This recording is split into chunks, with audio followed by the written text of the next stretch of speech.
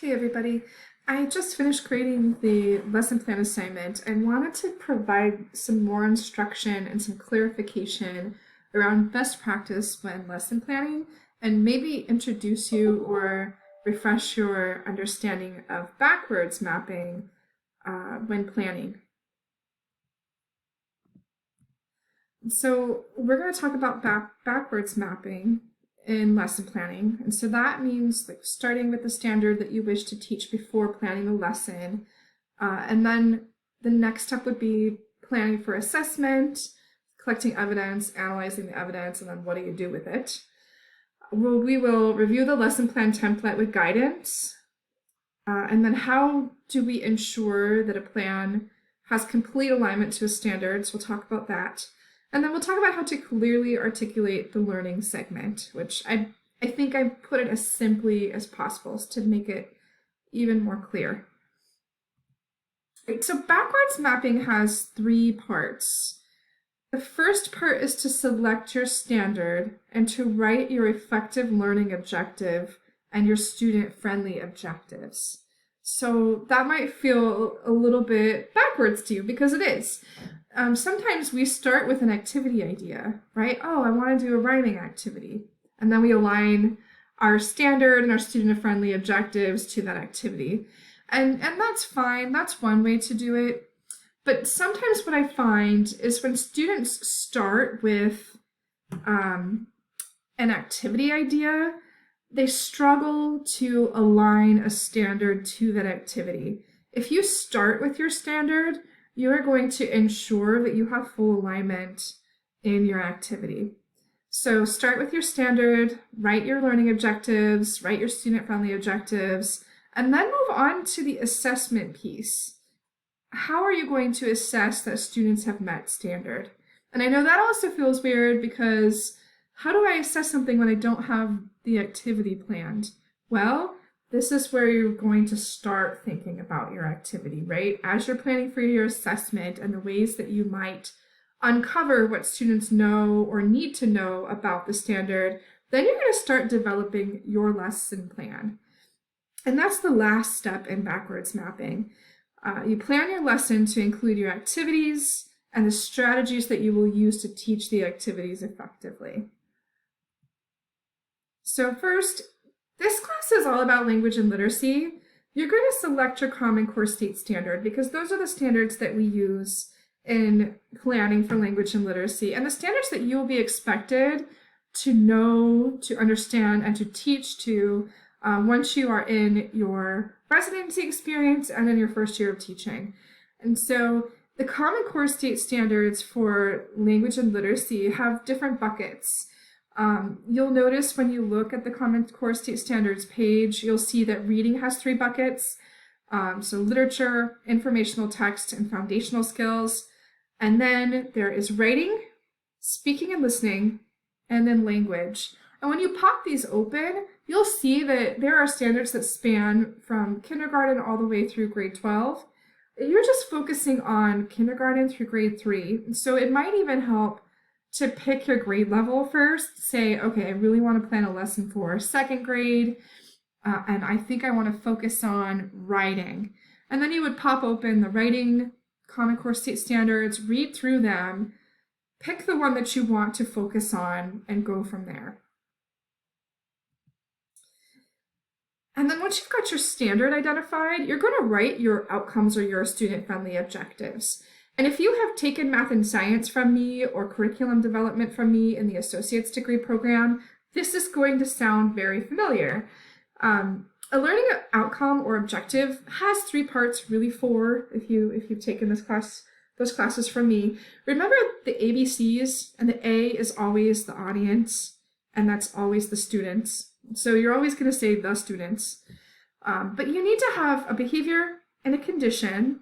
And now we're going to talk about adding a criterion, and this is going to help you with your assessment. So the behavior is what the learner will do.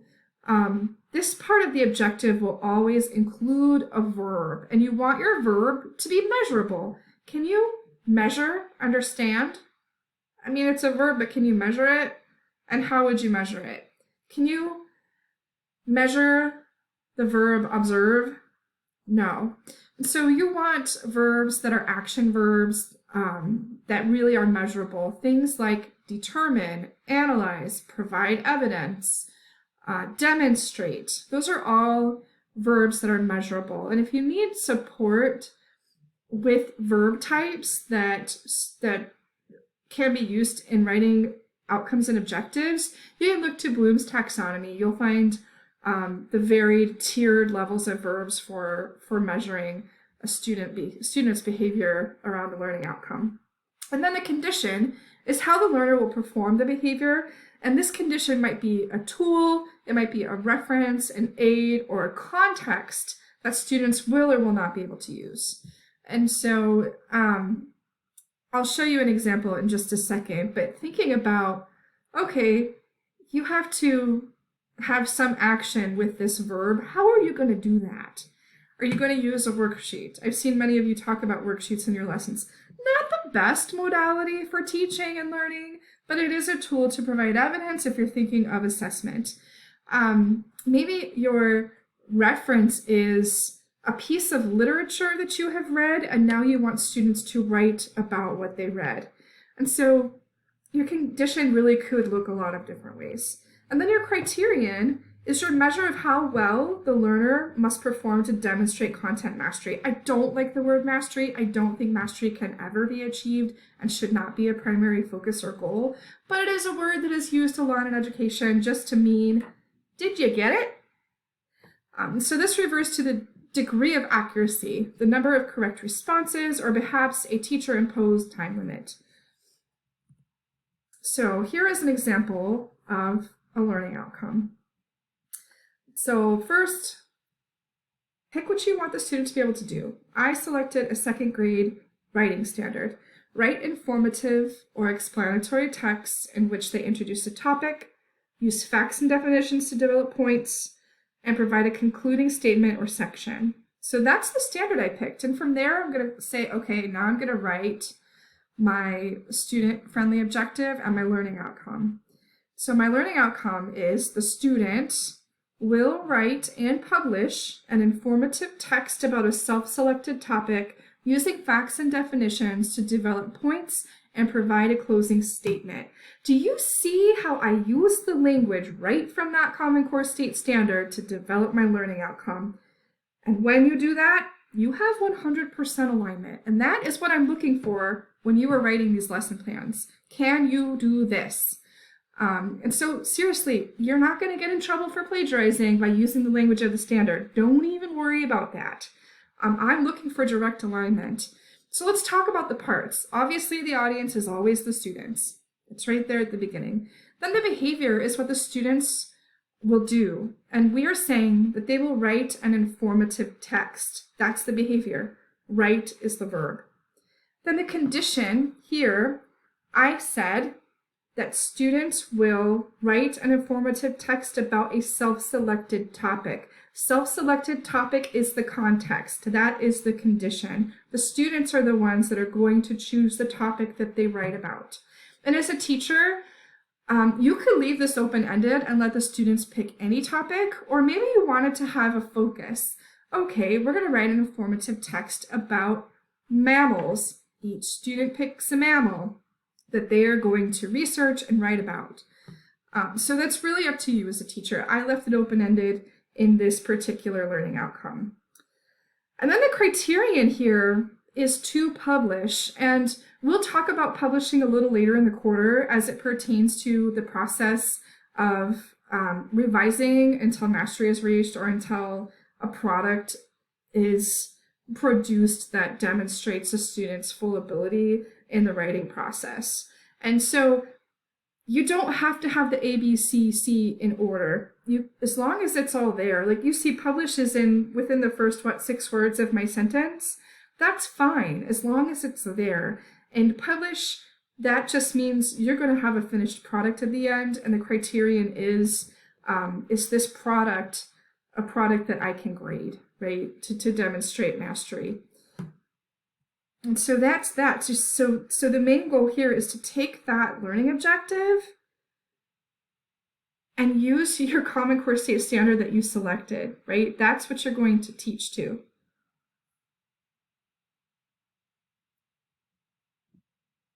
All right, sorry, I had to pause there, and we're going to continue. The next step is planning for assessment. So assessment doesn't just happen at the end of the lesson. I think that we've made that pretty clear throughout your methods courses, and as you have written other lesson plans for your other courses, like your science class, your social studies for teachers class, and your math class. Assessment happens throughout. So there will be a pre-assessment to gauge background knowledge, a formative assessment during the lesson to gauge understanding, and this gives you a chance to clarify and provide immediate feedback. And then summative assessment is what you do at the end. That is the formal assessment that happens after the lesson, where you assess for mastery so that you can see, was my teaching effective? What maybe do I need to reteach? And where are my students' strengths?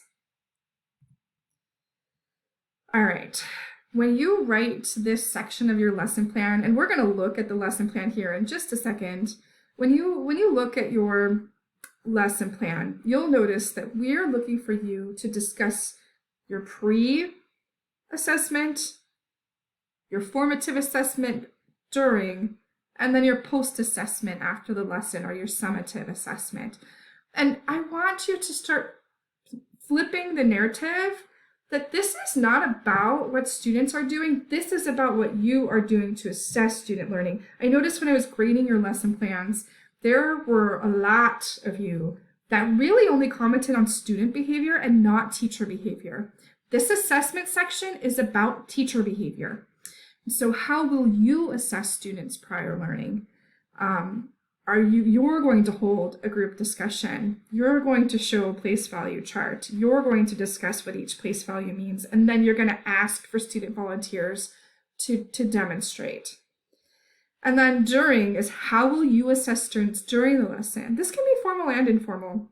And so maybe it is, I hate to say it, but your worksheet. Maybe it is an activity that you do that students, maybe it's not a paper pencil task. Maybe it's a verbal task where you're asking questions for understanding. And then at the end, your post or summative assessment. How do you plan to assess the kids and see if they are learning what you are teaching? What are you going to do? What does that look like? And in my example, the post assessment is that published piece, right? Now you've written your informational text, and now you've gone through the steps of publishing, and that published piece is your post assessment. All right, the third step in backwards mapping is planning your activities. And this includes your methodologies and your modalities. And on our lesson plan template, we are looking for your lesson rationale, your modifications and scaffolding, and your EDI focus. And so your lesson rationale really needs to answer, what is the purpose of this lesson? What skills does it build upon? What new information will be provided? And why is that important?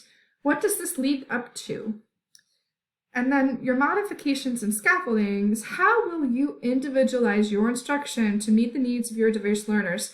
When you're writing these lesson plans for our courses, it's a little bit harder because you don't have a student population necessarily to draw from. Unless you are currently teaching maybe in a preschool or working at a childcare center, or maybe you have been working in a classroom where you do have access to a population of students and maybe could implement a lesson. Otherwise, this is just practice. And so you're going to kind of fabricate your student population a little bit. Like who's in your room? Who are you planning for? Do you have English language learners? Do you have students on IEPs? Do you have students who have culturally diverse backgrounds? And what modifications might you need to provide so that all students have access to the material, right? If you're writing informational text, and we know that students, if your goal is content and you're trying to assess content, you probably should provide some instruction or supports in a child's home language, right? Can you do that? Do you have the ability to do that? And then if you are working with students who need enrichment, or maybe students who need things to be accommodated, what does that look like? And then the EDI focus. In what ways is your course or your lesson plan culturally relevant, culturally responsive, inclusive, and equitable. And this means taking a look at your whole lesson plan, your assessment practices, your instructional methodologies, and your modalities of learning. Are those practices and processes equitable? Are they accessible to all learners? And then finally, the learning segment. And I said that I would make this the simplest part. If you are thinking about this section and your mind is like, oh my gosh, how do I get all of this on paper? Just pause and think of this like a sub-plan. If I had to step into your classroom tomorrow and teach this lesson plan, I'm going to need to know the nuts and bolts. So if you think of your learning segment like a sub-plan, you're golden. It could be bulleted, it could be narrative. It doesn't need to be a script necessarily. Just tell me what, when carried out, will this lesson plan look like?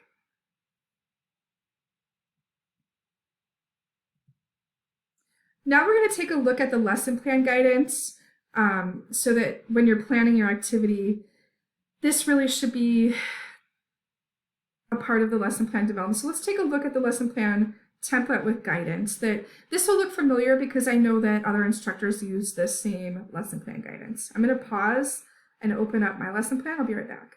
Okay, we're back. So this is the lesson plan template with guidance. And yes, I know this is not going to be fun for everyone, but I am going to go through this section by section. Some folks had trouble filling this out, which is concerning because at this point, I think you've taken social studies, science, and math.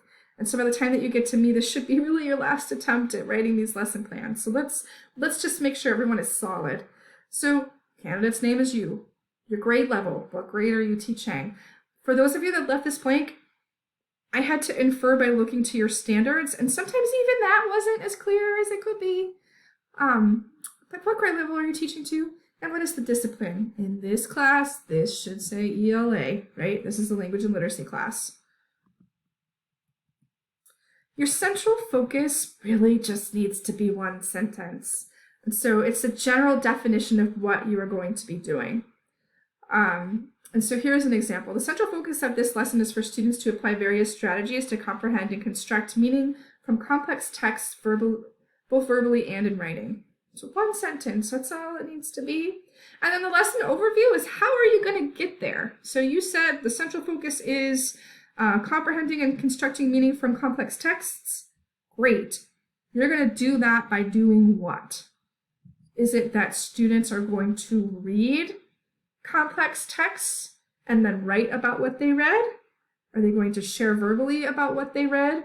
This is where you get to give some context to your lesson. So maybe it's that you are going to read a specific complex text and respond to it both verbally and in writing. That's where you get to say what is actually happening. And the minimum here is 3 to 5 sentences. Please don't just regurgitate what you wrote in the central focus. I've seen people copy and paste their central focus right in this box, and that's not going to cut it. This should be your lesson overview. This doesn't have to be your lesson segment, but think if you could put your lesson segment in this 3 to 5 sentences, what would that look like? And the next step is your model of delivery.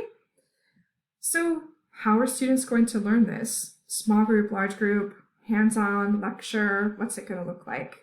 And then if you used a source, you don't have to, the source, this just means, did you pull from a curriculum source? Did you use education.com? Did you use Teachers Pay Teachers? Did you put a link here to what resource you drew from? It is perfectly acceptable to go find an activity on the internet to use for this.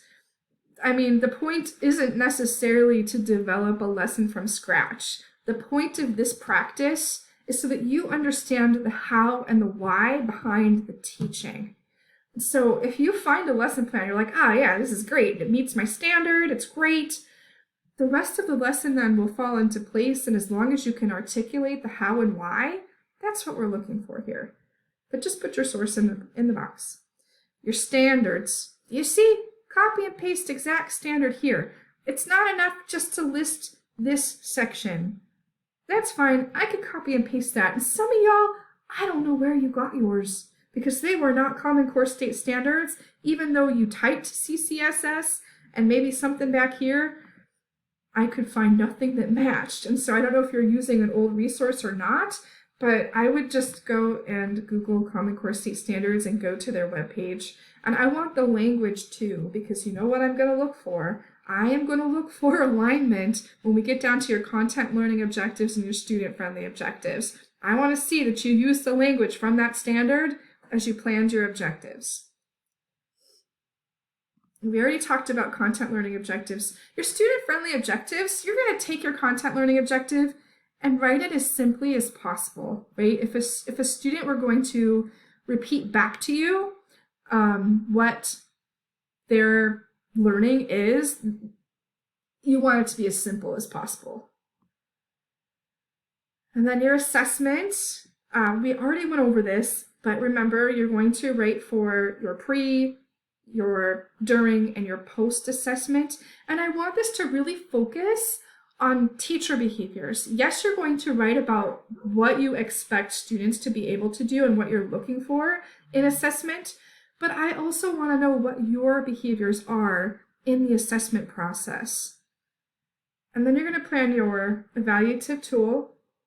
What does it look like? Is this your exit ticket? Is it verbal response? Is it a worksheet? What is your evaluative tool? In my example, it would have been that published informational text or that informative text. And then your data analysis, this is where you get to say, okay, now I have collected my evidence. What am I going to do with it? How am I going to analyze that? You're going to check for understanding. Is there a certain threshold that you're looking for? What will you be looking for? Is this where you would say, okay, in this published piece from a second grader, maybe I'm looking for 4 sentences, right? And those sentences have a noun, an object, and a verb.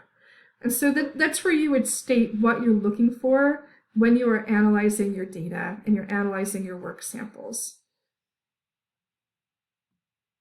Student voice just means the student's role in the lesson. So student voice in my example would be their published piece, right? It's their writing, it's their voice. It could also be a time where you open up questions and answers where you get to hear from students about their wonderings and the things that they are interested in when they are working towards meeting the standard in your lesson. Your materials list, then your lesson rationale. There it is said again. So what's the point of the lesson? Why is it important? What will students learn as a result of the lesson? And why are those skills important? And if you are a copy and paste kind of person and you just want to plug in what you've got, there's an example here for you to copy and paste from. And it is totally fine to use that. Your modifications and scaffolding, just as I had described before. How can you modify for students who maybe are struggling, or maybe you have ELL students? And what will you do for students who maybe need a challenge? What are your ideas to make sure that all kids are learning something new? So you're going to list modifications for both your struggling students and your high achieving students and everything in between. And then your equity, diversity, and inclusion focuses. So bullet point all the ways in which your outlined lesson is equitable and how it supports your diverse student population and ensures that every student feels included and welcomed. And then your learning segment. Like I said, this is a place where it should read like a sub-plan, and it just means think about it in a sense that you have to step away from the classroom and you've had a chance to pre-plan for your sub. What would you want them to know so that they could fully carry out your lesson? And that's what's in the learning segment. And it should be kind of a clue to you when you're thinking of backwards mapping, like, oh, there's a reason the learning segment is the last part of this lesson plan. Because we want you to start by, sorry for the scroll, look away if you need to, we want you to start by identifying the standard that you're going to teach to. And you can't plan your lesson until you've got that. And if you have that, if you have your standard selected and you've written your objectives and your outcomes, you're going to have alignment throughout your lesson. And then your next job is to go back through. You've got your learning segment written. Go back through. Does what you wrote align with the top part of your lesson plan? Do the modalities and model of delivery align? Are you teaching to the standard that you selected? Does it meet the central focus? Does the lesson overview still make sense? So you're going to do a little self-check. Once you finish that learning segment, scroll back up to the top of your lesson plan and make sure that everything fits together like a puzzle. And then you've got it. You can do this. I know writing lesson plans this way is arduous. I understand. And I assure you that once you are in the field, writing lesson plans like this will be sparse. You will still have to do them for things like TPEP and for evaluation purposes. Like your principal is going to want to see that you know how to write and carry out a lesson plan. But our practice here is to get you really thinking about the how and why and the pedagogy behind teaching. And so, yeah, we are asking you to do this really detailed plan, but we do it with good reason. And so if you have any questions, if you even finish something early and want me to look at it before you submit, I am happy to. Just give me a heads up in Canvas inbox that you want me to look at your plan before you submit. And if you get a grade and you're like, oh man, I want to try again, I'm fine with that too. If you get a grade and you're like, I should try again, I'm all for that, because the process is about learning and a grade is just an external control, which is silly to me. But my primary focus is, do you understand how to write a solid lesson plan that has alignment, that meets a standard, and that is inclusive and supportive of all learners? And so you're always welcome to try again. Anyways, let me know if you have questions. I know this was a longer lecture. I apologize, but I hope this clarifies the lesson planning process and gives you something to kind of go from. Thanks, everyone.